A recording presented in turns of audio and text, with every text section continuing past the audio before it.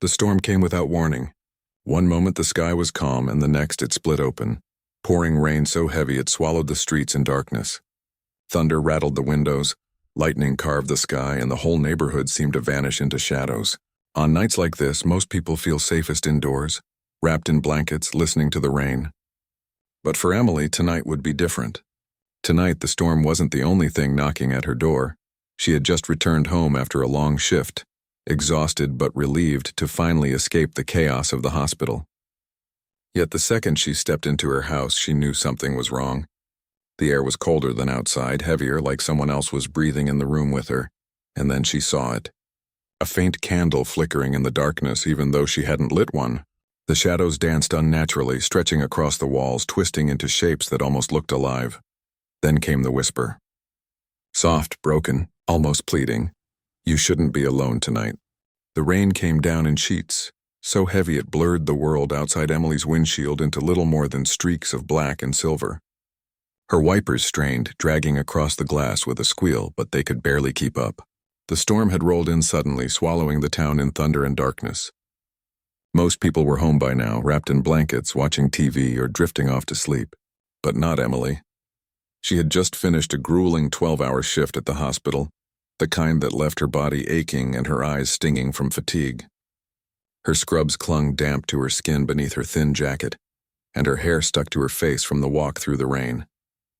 All she wanted was her own bed, the quiet comfort of home, maybe a hot cup of tea before the storm sang her to sleep. But when she pulled into her driveway, her heart skipped a beat. The street was blacked out. Every house on the block stood silent and swallowed in darkness. No porch lights, no televisions glowing through curtains, not even the faint gleam of a phone screen.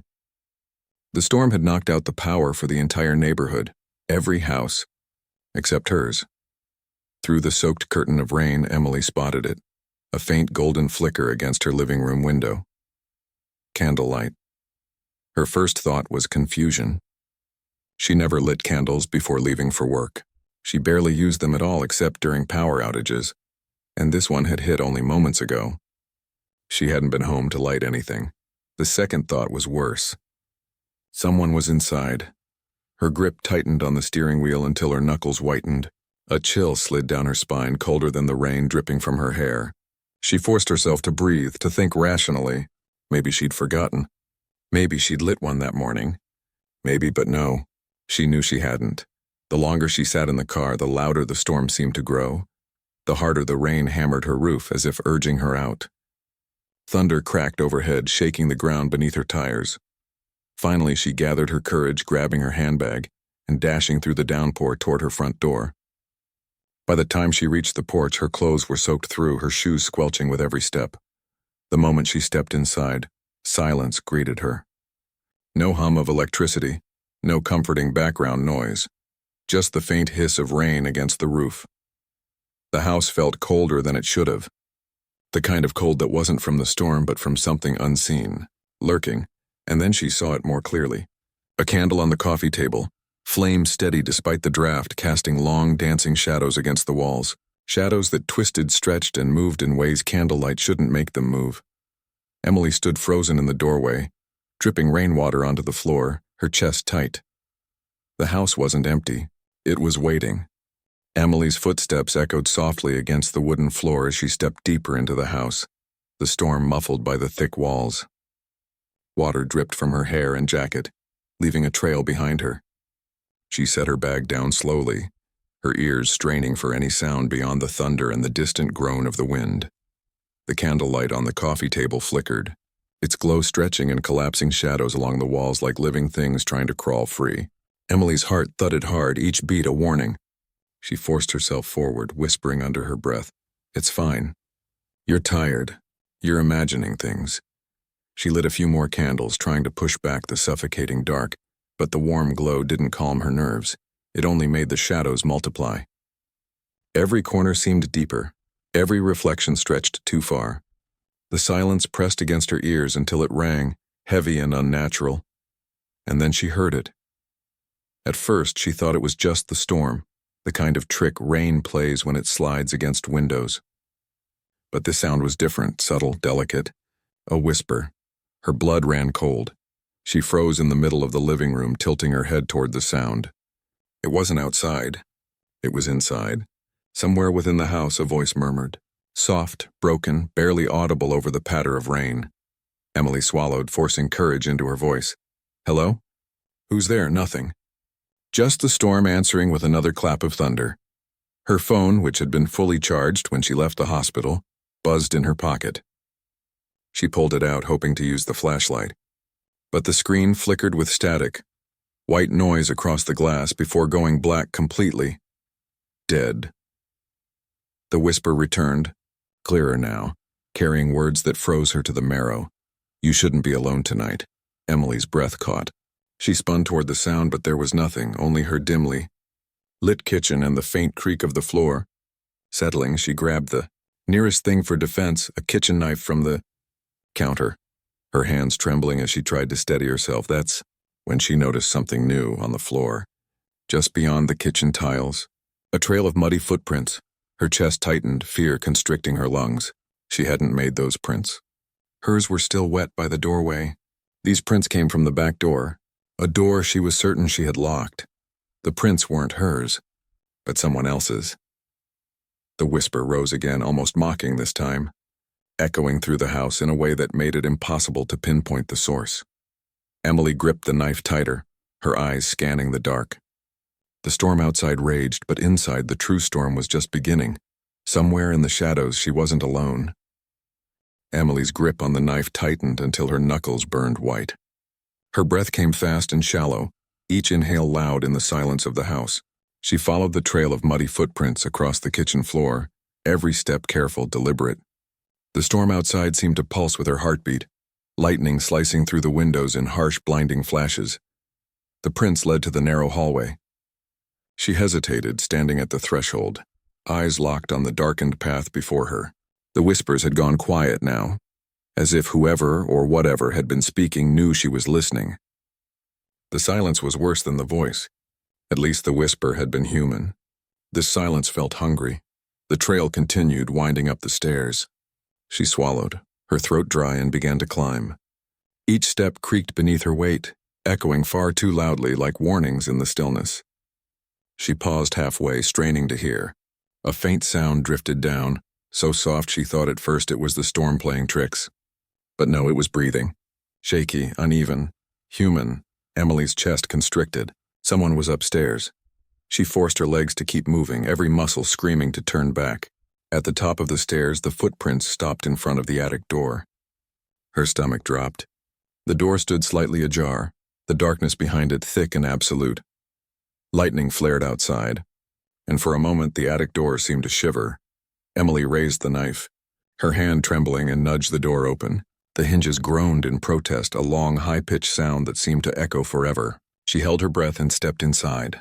The attic was cold, colder than anywhere else in the house. The air smelled damp, metallic, almost like rust. Shadows crouched in every corner, deeper and darker than the candlelight below could ever reach. And then she saw it. A figure, crouched in the far corner. Emily's heart lurched into her throat. She almost screamed, but stopped herself when her eyes adjusted. It wasn't a man. It wasn't a monster. It was a girl, no older than 14, soaked to the bone, her hair plastered against her pale face. Her knees were pulled tight to her chest, her arms wrapped around them, her whole body shaking. Her wide, frightened eyes locked onto Emily. Who are you? Emily whispered, lowering the knife slightly. The girl's lips trembled as she spoke, her voice barely audible. Don't let him in. Emily froze. Her stomach dropped. Before she could ask what she meant, a sudden noise tore through the house below, a slow, deliberate knock at the front door. The girl flinched, her hands clamping over her ears. Emily turned toward the stairs, her pulse roaring in her ears. Another knock. Louder this time. The storm outside surged as though responding to it. She looked back at the girl. Her pale lips moved again, whispering the same words over and over. Don't let him in. Don't let him in. The knocking echoed through the house, steady and deliberate, like a heartbeat that wasn't her own. Emily froze at the top of the stairs, her pulse hammering in her ears. She gripped the railing with one hand and the knife with the other, torn between running and confronting whatever waited below. Another knock, slower this time, heavier. Each strike seemed to rattle the floorboards beneath her feet. The girl in the attic whimpered, rocking back and forth, her voice breaking into desperate whispers. "Don't open it. Don't open it. Don't let him in." Emily forced herself to breathe, pushing down the panic clawing at her chest.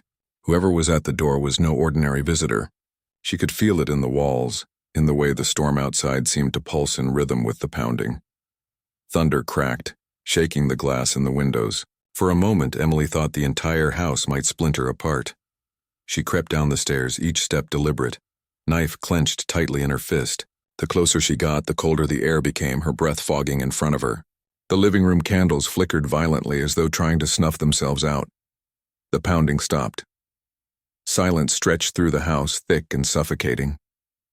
Emily reached the bottom of the stairs, her eyes fixed on the front door. Rainwater dripped through the cracks in the frame, the storm howling against it. Then came the sound of footsteps, heavy, deliberate, circling the house. The boards of the porch creaked under weight that seemed too much for a man. Slowly, the footsteps moved toward the side windows, then to the back door, then back again to the front. Emily's knuckles tightened on the knife. "What do you want?" she shouted, her voice cracking against the thunder. No answer. Instead, the knocking resumed, louder, furious now, rattling the door on its hinges. The little girl's scream pierced from the attic above. Emily swallowed hard and stepped closer. Against every instinct screaming for her to run, she pressed her eye to the peephole. What she saw made her blood turn to ice. It wasn't a stranger, it wasn't even a man. It was herself. Her own face staring back at her through the peephole, soaked from the storm, eyes wide, but with a smile stretched too far across her lips. A smile that didn't belong to her. Emily stumbled backward, her hand flying to her mouth. Her knees trembled as the pounding intensified. The reflection outside laughing silently, its lips curling higher, its eyes glowing faintly in the storm's light. "Don't let him in," the girl's broken whisper echoed from upstairs. Emily's mind spun, fear crushing her chest. Whoever or whatever it wasn't human, and it wanted her to open the door. The laughter outside the door curdled into something deeper, something inhuman. The storm rattled the windows as if the entire night was conspiring against her. Emily staggered back from the peephole, heart pounding so violently it hurt. She could still see that impossible reflection in her mind, her own face grinning wickedly through the storm. The little girl's sobs echoed down from the attic. "Don't let him in. He'll take you like he took me." Emily's breath caught. This wasn't just a haunting, it was a trap, a cycle. The thing outside was feeding on loneliness, on fear, on people like her who thought they were safe when no one else was around. The front door shook violently, the frame splintering with each pound. She didn't have much time. Emily ran up the stairs, her bare feet slapping against the wood, knife gripped tightly in her hand. She reached the attic, flinging open the creaking door. The girl crouched in the corner, her wide eyes gleaming with tears. "Listen to me," Emily said, kneeling in front of her. "We can't hide anymore. He wants in. He wants us." The girl shook her head furiously. "You can't fight him. You'll lose. Everyone loses." But Emily had made her choice. Fear had chased her all night, but she would not die cowering in shadows. She looked at the child, her voice steady. "If he feeds on fear, then I won't give him any." The pounding downstairs grew louder, wood cracking, hinges screaming. The storm roared as though the world itself was about to split apart. Emily stood tall, her chest rising with sharp, deliberate breaths. She reached down, pulling the child to her feet. "Stay behind me." Together they descended the stairs. Each step felt like walking into the jaws of death. The living room lights flickered violently, shadows twisting across the walls, taking shapes of clawed hands and grinning faces. The front door groaned, one final hit away from bursting open. Emily stepped forward, clutching the knife, her reflection's voice whispering through the cracks in the wood. "Let me in, Emily. I'm you. I'm what you've always been hiding. Alone, weak, afraid." Her hand trembled, but she forced her voice steady. "You're wrong. I'm not afraid anymore." The final crash came, the door flying open in a spray of rain and splinters. There it stood, her doppelganger, soaked, grinning, its eyes glowing like embers in the dark. It stepped over the threshold, dripping shadows onto the floor. Emily raised the knife, but she didn't strike. Instead, she spread her arms, pulling the trembling child against her chest. You can't have her. You can't have me. Not tonight, the creature snarled, lunging forward, only to halt mid-step. Its grin faltered. The shadows recoiled as if struck by fire. The child's sobs quieted, replaced by a fragile calm. Emily's heartbeat slowed. She wasn't fighting with the knife. She was fighting with resolve, with love, with defiance. The reflection screamed, its face twisting, melting into a mass of shadows. The storm outside seemed to roar in pain, thunder shattering like glass. With a final shriek, the figure dissolved into mist, sucked out into the night. Silence fell. The storm eased. The candles steadied. Emily collapsed to her knees, still clutching the child. The little girl looked up at her with wide eyes and whispered, "You beat him." Emily shook her head softly. "No, we beat him." The girl smiled faintly, and then like mist she vanished. Emily was alone again. But for the first time, the silence wasn't terrifying. It was peaceful. She rose slowly, staring at the broken door, the rain washing the floorboards clean. Somewhere in the distance, thunder rolled one last time, like a warning, like a reminder. Darkness always comes knocking, but sometimes courage is enough to keep it outside.